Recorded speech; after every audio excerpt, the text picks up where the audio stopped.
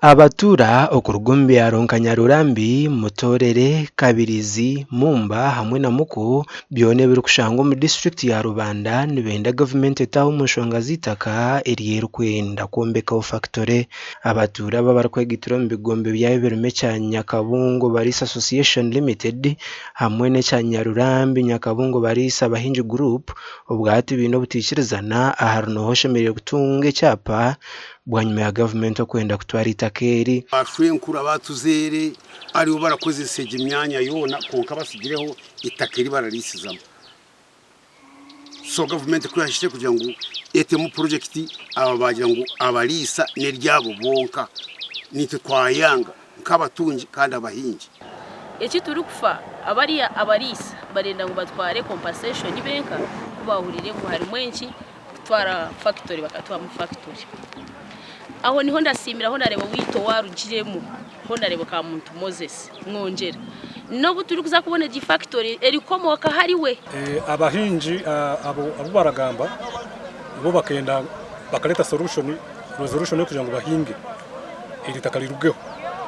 itwabayangire nitutwaririndire nabuti nico kitumira ririho kandi nangwa bamwe tucahoza nabo no twagarukana nabo konka imishango yacari mu koti ine kinigaha mutima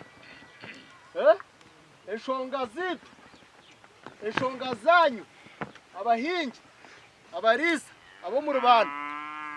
tutakatamwe kishuba tutakatamwe kweyendeza nk'abantu wacetegereza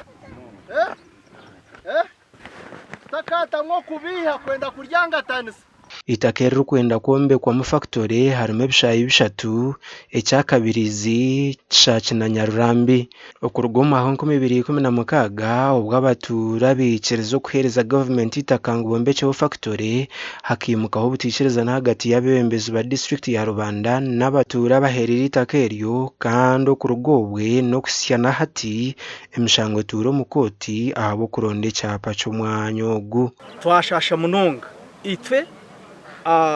ariho umwaka gwanyebwa konka district ekohereza abantu ba surveyors n'abandi itwe abahinji abahererene no gumwanya gurukuru twasayiningira district ku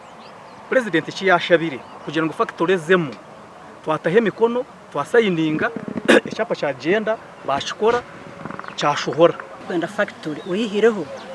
babere barafaka compensation kugira ngo kazo urubaje rw'abarisa katazo urubaje rw'abahinzi kandi aribo barisa abatunji. Icyo cyo shintesha bire kigiye kizibo ikigira ngo akakiko kari aka area randi kubise akari kurambura itaka kubareka hamwanya bari kuza kumanya itaka niriheri baza kwereze cyapa batambure betorora itakeryo bari kureba ensharo zitakeryo n'abari kwatana n'itakeryo bwanyuma y'inshonga zitakero kwiko wa mukuru yangamwe no mu office ya prime minister aho rubajo rw'abarisa n'abahinji bari kugira ngo itakane ryabo office ya national chairman egizereho rukiko hagati y'abarisa hamwe n'abahinji nangwa n'abembezi ba district ya Rubanda umucayi Kabirizi n'ekigenerwa cyo kumaraho butikerezana tunguka batakaza kugitasi ya mwenganda abanyabuzare na nemikago so mbwene bikereza bagira ngo imituma yabo yabukara bagande inshobezi bakozire